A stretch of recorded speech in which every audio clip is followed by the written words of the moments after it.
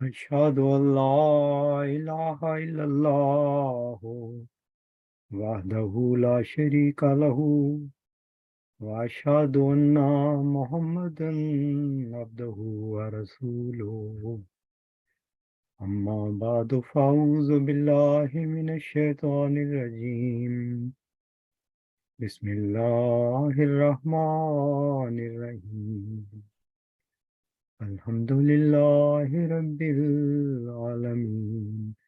الرحمن الرحيم مالك يوم الدين إياك نعبد وإياك نستعين اهدنا الصراط المستقيم صراط الذين أنعمت عليهم غير المغضوب عليهم ولا الضالين آمين. عالم الغیب فلا یظہرہ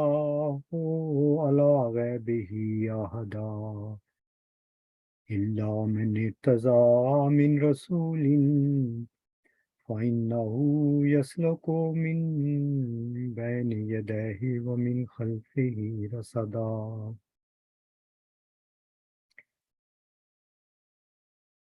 یہ آیت جو گزشتہ کئی جمعہ میں دہراتا آیا ہوں، آج بھی اسی پر ایک اور رنگ میں بات کروں گا۔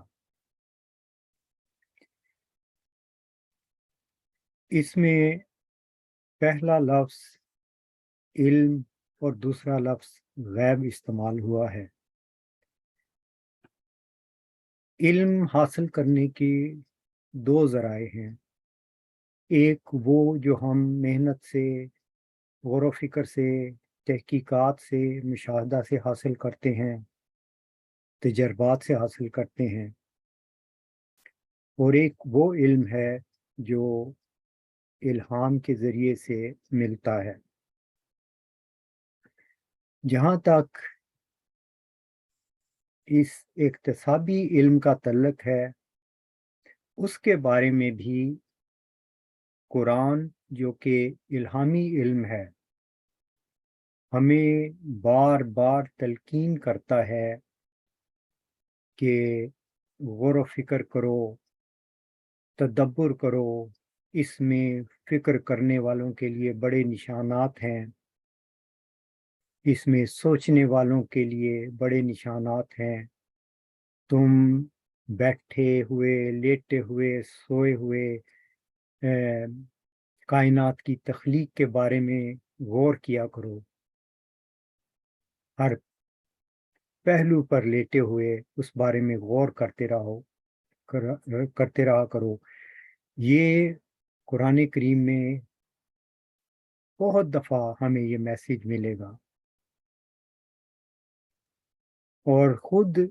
رسول کریم صلی اللہ علیہ وآلہ وسلم جن پر یہ غیب کا کلام اترا، انہوں نے بھی یہ تلقین کی کہ علم حاصل کرو، خواہ تمہیں اس کے لیے چین ہی کیوں نہ جانا پڑے۔ پھر یہ بھی فرمایا کہ علم اور حکمت کی بات مومن کی کھوئی ہوئی اونٹنی ہے، کھوئی ہوئی میراث ہے، جہاں سے بھی ملے اسے لے لے۔ ایسی واضح تعلیم ہمیں دی گئی ہے، مگر جو ہمیں غیب کا الہامی علم دیا گیا ہے، اس کو ہم نے ہمیشہ مد نظر رکھنا ہے اور اس کو فوقیت دینی ہے۔ یہ اس وجہ سے میں یہ لفظ استعمال کر رہا ہوں اور ایک مثال سے واضح بھی کرنے کی کوشش کروں گا، کیونکہ ہم ماضی میں بھی جو ہمارے مسلمانوں کے مفکرین تھے، انہوں نے یونانی فلسفہ سے متاثر ہو کر قرآن کریم کی الہامی علم کو اس فلسفہ کی تابع دیکھنے کی کوشش کی ہے، اور آج بھی کیونکہ یورپ اور امریکہ جو جدید تحقیقات ہو رہی ہیں یہ قومیں کر رہی ہیں، اور جو کوئی نئی تحقیقات ہوتی ہے تو ہمارے مسلمان علماء جن کی میں کئی دفعہ تقاریر اور یہ خطبات سنتا ہوں، تو اپنے اسلامی نظریے کو جدید تحقیق کے تابع رکھ کر اس کو پیش کرنے کی کوشش کرتے ہیں اور اپنی طرف سے اس کی صداقت کے دلائل دیتے ہیں۔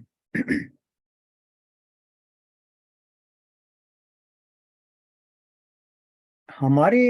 لیے یہ بہت ایک اہم موضوع ہے، اور اس لیے میں اس کو آج ایک خاص رنگ سے بیان کرتا ہوں۔ مثلاً میں ایک سادہ مثال دیتا ہوں کہ زندگی کیا ہے۔ اگر آپ اس کی جو اقتصادی علم کے تحت تعریف کی گئی ہے وہ ہے کہ ہر وہ چیز جو گرو کرتی ہے، جو ریپروڈیوس کرتی ہے، سانس لیتی ہے، آکسیڈیشن ہوتی ہے اس میں، یہ چیز زندہ کہلاتی ہے۔ جی ٹھیک ہے، اقتصادی علم نے ایک تعریف بنائی، اور اس میں انہوں نے اس کی 3 حالتیں، انسانی زندگی، حیوانی زندگی اور نباتات کی زندگی بیان کی۔ ہم جب قرآن کی روشنی میں زندگی کی تعریف ڈھونڈنا چاہتے ہیں تو وہاں پر بالکل ہی ایک نئی تعریف ہمیں ملتی ہے جو اقتصادی تعلیم میں نہیں کبھی بیان کی گئی۔ قرآن کریم کہتا ہے کہ ہر وہ چیز جو اپنی تخلیق کا مقصد پورا کر رہی ہے وہ زندہ ہے۔ یہ بہت اہم پوائنٹ ہے۔ قرآنی تعلیم کے مطابق ہر وہ چیز جو اپنی تخلیق کا مقصد پورا کر رہی ہے وہ زندہ ہے۔ اب اس کو میں قرآنی تعلیم میں ہی مزید واضح کرنے کی کوشش کرتا ہوں۔ اقتصادی تعریف کے مطابق ایک انسان جب مر جاتا ہے تو اس کو مردہ ڈیڈ باڈی کہا جاتا ہے۔ قرآن کہتا ہے کہ وہ لوگ جو میری راہ میں مارے جائیں انہیں مردہ مت کہو،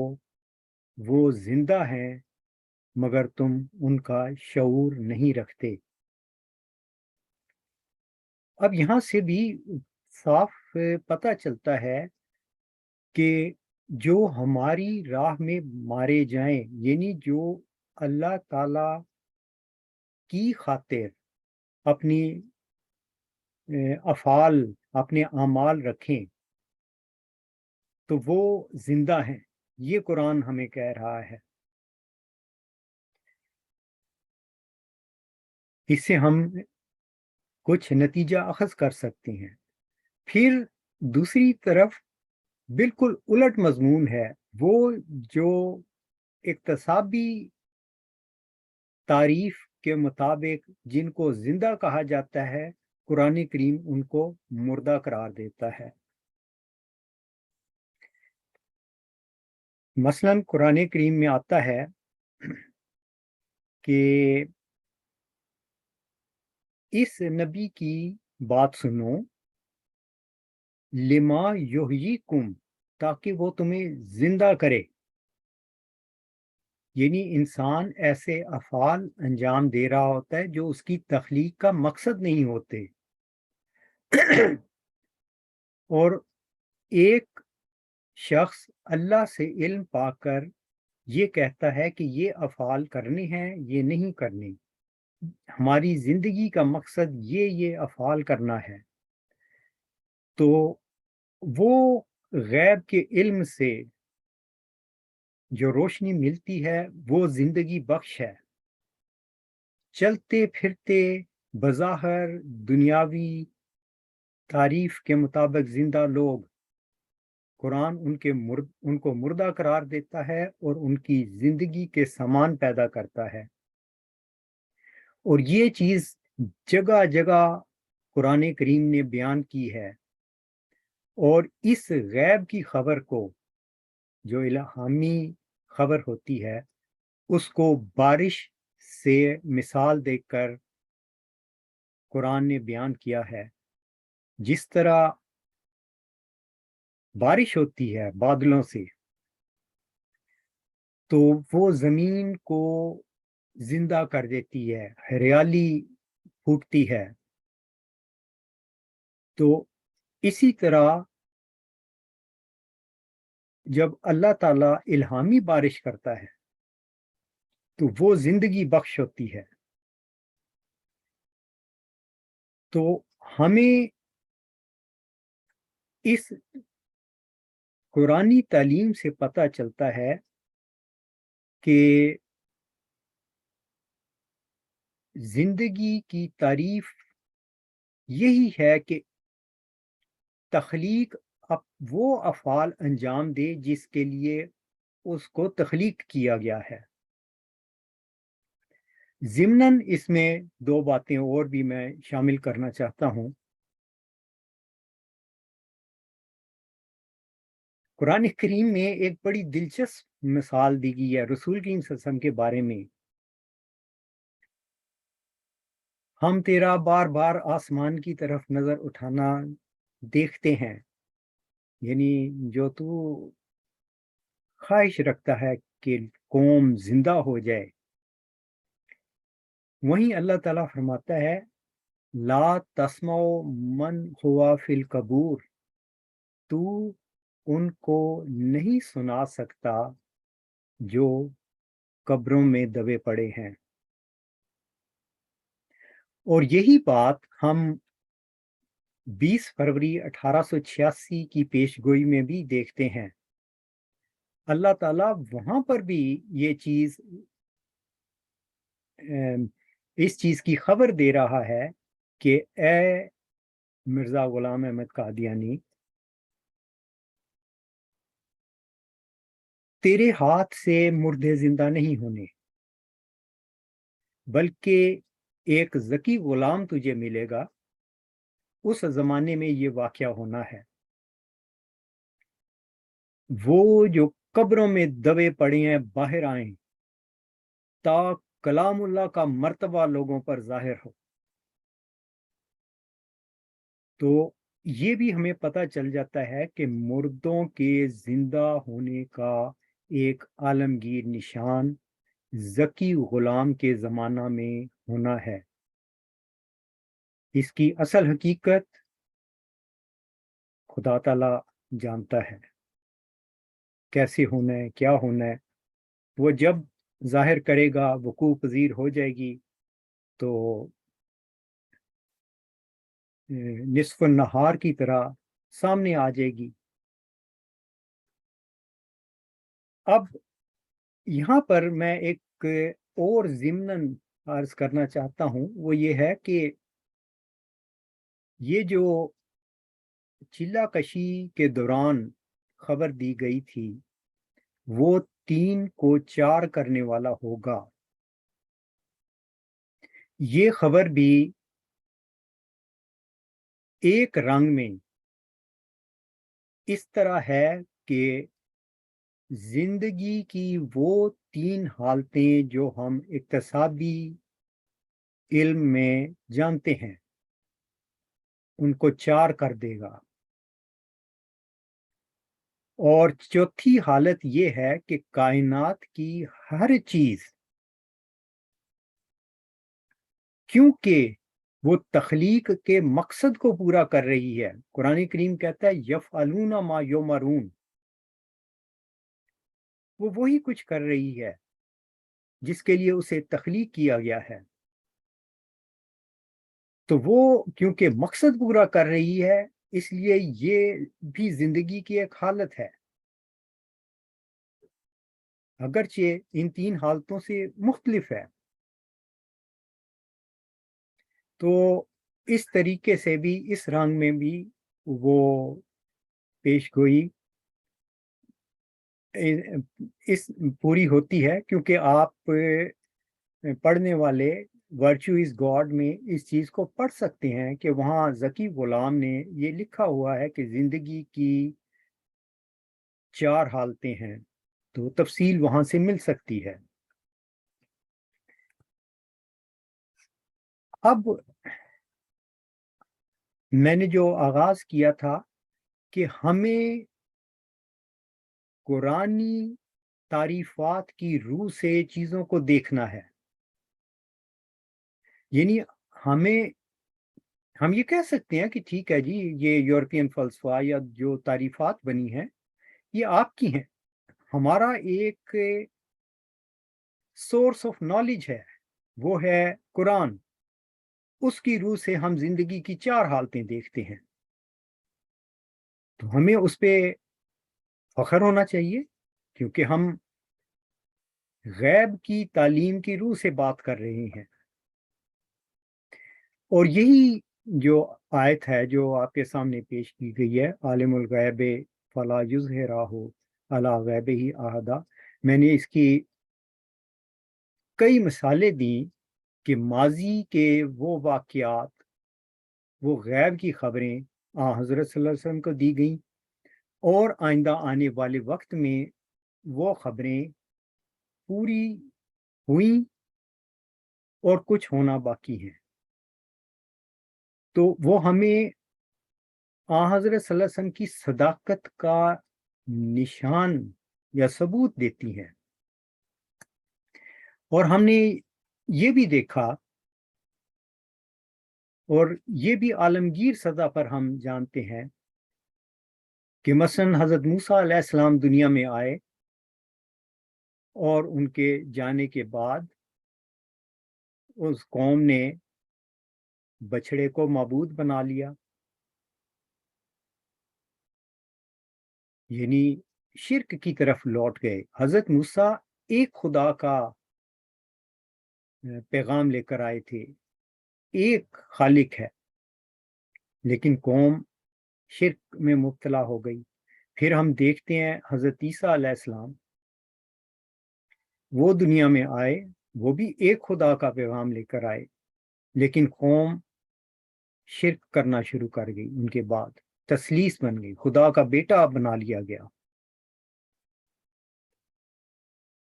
تو پھر ہم دیکھتے ہیں کہ اس زمانے میں مرزا صاحب علیہ السلام نے کہا کہ میں اس زمانے کا مسیح ہوں، دعویٰ کیا، تو ان کی قوم نے بھی وہی کام کیا جو پہلے لوگوں نے کیا تھا، کہ ایک بچڑے خلافت کو اپنا بنا لیا، ایک رنگ میں معبود، کہ خلافت کے بغیر گویا اللہ تعالیٰ کا کچھ پتہ ہی نہیں چلتا، جیسے ان کو پتہ، وہ کہتے ہیں کہ تثلیث کے بغیر خدا تعالیٰ کا کوئی وجود ہی نہیں، بچڑے کے بغیر خدا تعالیٰ کوئی چیز نہیں ہے۔ میں اس کی ایک مثال دیتا ہوں کہ میں جب یہ کہتا ہوں کہ یہ خلافت کا وجود دراصل وہی شرک پرستی ہے جو ماضی میں حضرت موسیٰ کے زمانے میں ہوئی اور حضرت عیسیٰ علیہ السلام کے زمانے میں ہوئی۔ جب ابتدا میں مجھے جمبا صاحب کے دعوے کا علم ہوا تو میں نے اس کو دیکھا اور مجھے سمجھ لگ گئی کہ یہ بات بالکل درست ہے. تو میں اپنی جماعت کے امیر، اور وہاں جب میں ان کے پاس گیا، صدر انصار اللہ اور دوسرے جماعت کے بڑے بڑے عہدیداران بیٹھے تھے، مرکزی عہدیداران. میں نے سوال کیا کہ اس وقت دنیا میں 3 افراد نے مجدد ہونے کا دعویٰ کیا ہے، جماعت کا موقف اس بارے میں کیا ہے؟ تو اب دیکھیں وہ شرک کی جو حالت ہے کس طرح ظاہر ہوتی ہے. صدر انصار اللہ صاحب کھڑے ہوئے بڑے جوش میں کہتے ہیں، عبد القدیر صاحب، اگر خدا بھی آسمان سے اتر کر میرے سامنے کھڑا ہو جائے اور کہے کہ خلافت جھوٹی ہے، تو میں کہوں گا کہ اے خدا تو جھوٹا ہے. یہ ہے شرک. اچھا، یہ بات یہی ختم نہیں ہوئی. تھوڑی دیر بعد مربی صاحب آ گئے، وہ بیٹھ گئے، تو انہوں نے صورتحال کا جائزہ لے لیا. تو میں نے ان کو مخاطب کر کے کہا کہ دیکھیں، یہ صدر انصار اللہ صاحب سے یہ سوال کیا گیا تھا اور انہوں نے یہ جواب دیا ہے، آپ بتائیں آپ اس بارے میں کیا موقف رکھتی ہیں؟ کہنے لگے کہ آب آمد تیمم برخاست، جب خلافت آ جاتی ہے تو مجدد کی ضرورت نہیں رہتی. میں نے کہا یہ آپ کا بیان ہے، مجھے یہ بتائیں کہ اس بات کا فیصلہ کون کرے گا کہ آپ کیا ہے اور مجدد کیا ہے، یا آپ کون ہے اور مجدد کون ہے؟ تو میرے اس جواب پر ان کے ایک چہرے پہ غصے اور وہ تمام تاثرات میں دیکھ سکتا تھا. تو وہ بات اس وجہ سے نہیں آگے چلی کہ وہ اذان ہو گئی اور پھر نماز پڑھنے کے لیے سب اندر چلے گئے. میرا کہنے کا مطلب یہ ہے کہ یہ وہ شرک ہے مخفی رنگ کا، جو اس زمانے کے عیسیٰ کے جانے کے بعد قوم میں پیدا ہو گیا، اور اسی چیز سے نجات دینے کے لیے یہ مردہ پرستی ہے. وہ جو زندگی کی علامت میں نے بتائی تھی کہ خدا تعالیٰ کی خاطر افعال ہونے چاہیے، یہاں پر افعال ہیں خلیفہ کی خوشنودی کی خاطر. تو اس لیے اس پیش گوئی میں یہ خبر تھی، وہ جو قبروں میں دبے پڑے ہیں باہر آئیں. تو یہ وہ ضرورت تھی اس زمانہ میں کہ وہ سچائیاں، وہ حقیقتیں جن کو یہ جماعت بھلا چکی ہے، ان کو سامنے رکھا جائے اور ان کو زندگی کی طرف بلایا جائے. انشاءاللہ بعد میں تفصیل سے آئندہ اگر موقع ملا تو بعض اور علمی جو دنیاوی علم کی تحقیقات ہیں اس کا اور قرآن کی تعلیم کا جہاں جہاں تضاد ہے وہ سامنے رکھنے کی کوشش کروں گا، اور پھر ہمیں پتہ چلے گا کہ عالم الغیب فلا یظہرہ علی غیبہ احد الا من ارتضی من رسول، کہ رسول کو غیب کی خبریں دی جاتی ہیں اور وہ غیب کی خبریں اپنے وقت پر وقوع پذیر ہوتی ہیں اور اس کی صداقت کا ثبوت مہیا کرتی ہیں. وآخر دعوانا ان الحمد للہ رب العالمین.